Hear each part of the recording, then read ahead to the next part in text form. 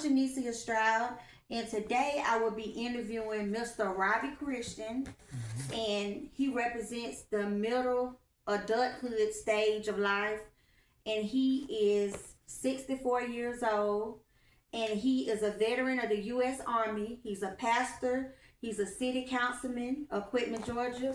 He's a substitute teacher. He's been married for 40 years. He has 4 children. And he's very active in the church and the community. Okay, we're going to be discussing different elements of the middle adulthood and the different changes and how he feel about the future and moving forward with life in this stage. The first question I was going to ask you was about what are some things you have had to adjust to in life versus when you were younger?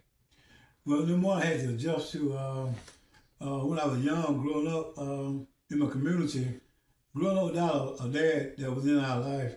I met my dad when I was 25 years old, and my mom, she did the best she could. She raised 9 kids. One of the kids had passed away, so I had to just make an adjustment in life, seeing the other kids with things that I wasn't able to have at the time. But through people that came into my life, especially my godmother, Eloise Steele and Mr. Wilder Steele, had been for them and my mom, I don't know where we would be at right now because we didn't have the other things that kids had back in the 60s. And so I was born in 1961, and from there it was just a hard time. But studying with the Lord, just growing up with the Lord instilled in us, changes started coming and everything in our life. But I had to adjust with, like I said, the number one was seeing other kids that had things that we was not able to do. My mom had to work; she worked 3 jobs, trying to take care of 8 kids. So we didn't have the things that other kids have at the time.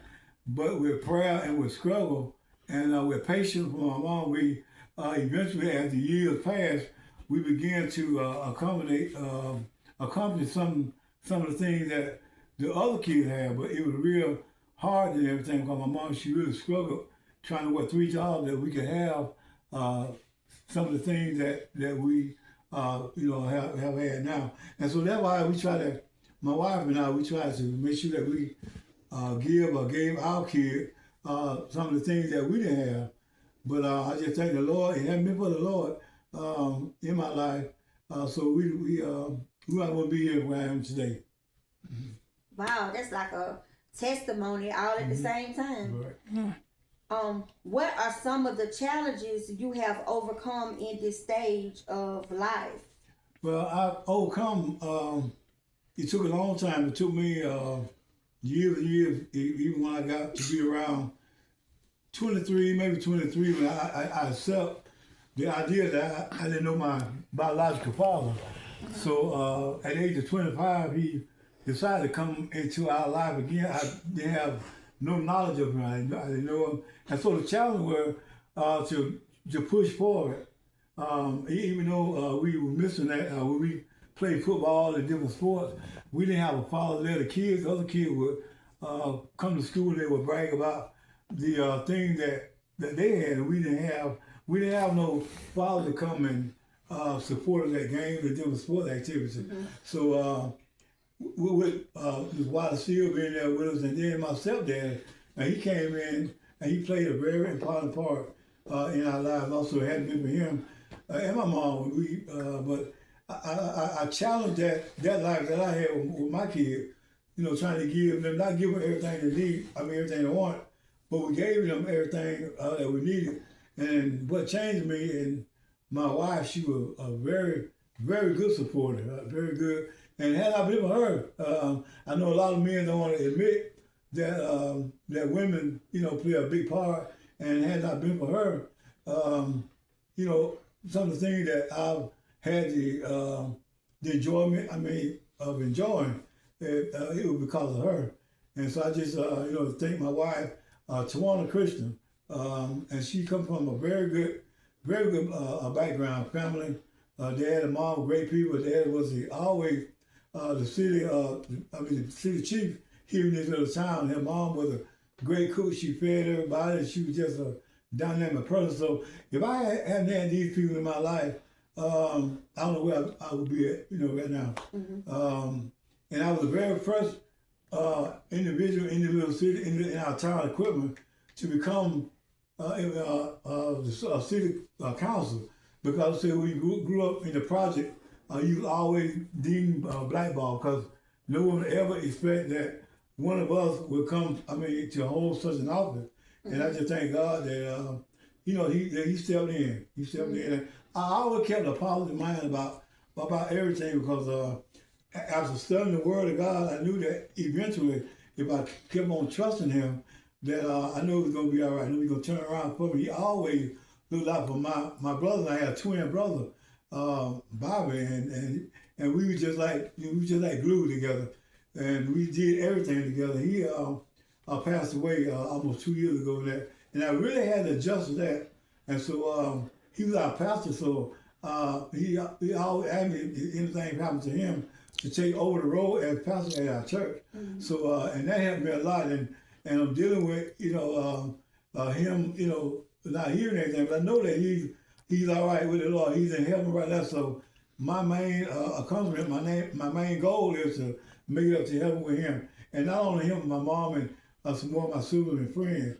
But that's a compliment that I have, just because we always got blackballed in the project. We grew up in the project. You're not going to amount to anything, but I just think that the Lord that He changed that. Yeah, and so that's one of the compliments. Okay. When you talked about grief, that's something that I can relate to, because I done been through grief for losing parents and things like that. And I know it can be hard to overcome grief. How have you been able to cope with grief? Well, I cope with grief because I had to really realize the destination when somebody leaving everything and the life that they live. So now when I learned more about how the situation is when we pass away down here and we go and be with the Lord in heaven. So I know that he's in heaven with the Lord and everything. So my thing is, I know that he's all right. But then, so now what I'm trying to do is continue on that journey so I could be with him in heaven. So and I realized that the Bible said that we all are going to have to go that way. So that made me feel a whole lot better. And I could cope with his death more more better now, because he always warned the church about all are going to have to leave, all got to pass away. And so get ready for the judgment, get ready to just have a life in heaven with God. So I agree. I accept it more better now that one day that I'll see him again. And so I had to really deal with and trust, really trust in God. Okay. Well, as we get older, different things changes, like with our body and stuff like that. Do you face any health challenges now that you're at this stage? You're 64 versus when you were younger, let's say like 20 or something like that. Yeah, I face now because I am a diabetic, but it's controllable. I have high blood pressure. It's controllable and everything. Because I realize that the older we get, we're gonna come up with some kind of sickness. So, but all sickness not unto death. That's why I keep it back in my mind.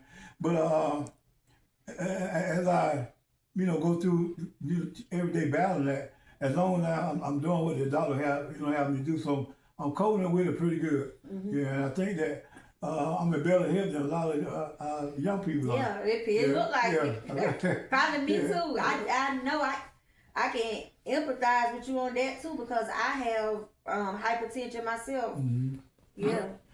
So I take my meds honestly, every day, and exercise, do what I have to do, and I do a lot of work for the church, a lot of running and everything. So that helps me too. That really helps me too. Okay. So, how do you feel about aging? Well, I feel I'm not afraid to get aging because I know that we're gonna have to. It's a blessing to get old to age. So I really don't have any fears about it. But I do do what the doctor tell me. I take my time by doing a lot of stuff. My wife get on all the time. She I just zip zoom and so I stay steady. I love to clean. I love to work. I love to be around the kids and make sure the kids doing what they need to do. With respecting their parents and different stuff like that. But I just stay busy. I just stay busy and keep it going. So, and I really don't. Cause I know that we all have an appointed time that we got to leave. We can't be here forever. And so I feel pretty good. I mean, I'm not afraid of it. Yeah. So, what you say? What do you think is the main thing that keep you going every day? Well, not knowing that I'm gonna see my family who have passed away. A lot of my family members that I really miss, and if I keep going and everything, I know when they're gonna see them. Even like my in-laws, the greatest people, my mother-in-law, my dad. I mean my Mr. Stroud, my father-in-law. Yeah, my father-in-law. I tell you what, because I got excited because he taught me a lot. They taught me a whole lot about family life, and how to stay together. And they done a lot. They encouraged me a lot, and so I feel good about that. Yeah, and like with my family, we really never had any major problems and everything because we always share a prayer life. Whatever we're dealing with, we know how to go to the Lord and fix it. But my in-law was great people, Mr. Stroud and his wife and Betty, even Miss Vita, that our great grandmother. Okay, but anyway, just family, family. Yeah. What is your outlook on the future? My outlook on the future is just having a quiet life, a spiritual life, a life of encouraging people, a life of just encouraging our young people, especially because they're faced with so much different stuff today that we were. So that's my main thing, and trying to, especially like being a city council, I'm trying to do things to better the life for the community. So that's one of my goals. Okay. What advice would you give someone that is approaching your age, the age of 64 or getting into their 60s? Number one, I would tell them to get a relationship with God, number one. And take care of your health, eat right, go to the doctor, always go to your visit, and just do what the doctor tells you and everything. So you won't have no problem. Exercise, eat healthy, drink healthy, so you won't have no problem when you're aging and everything. And smoking and drinking, if you can avoid that, avoid smoking, drinking, drugs, or whatever, just do those things. And because, like I said, in the back of my mind, we really have an appointed time. So we need to start at an early age, and then we will have the problem when we get old. Well, I like to say I enjoyed talking to Mr. Robbie Christian. I learned so much about aging, about grief. That's something I can relate to him on because I lost my parents. I lost both of my parents and my grandmother all within a year. So I can really empathize and sympathize with him on that. And I can relate to him when he talked about hypertension because that's something that I deal with every day. And I'm trying to do weight management and stuff to try to come off some weight to possibly get that under control. And I'm just glad I got a chance to do this interview because, I want to make it to be 64, and I know that, I got a little bit of ways before I get there. So now I'm just more aware of some of the things that I might face along the way. So I just want to say thank you for listening, and I enjoyed doing this interview. Shit. Well,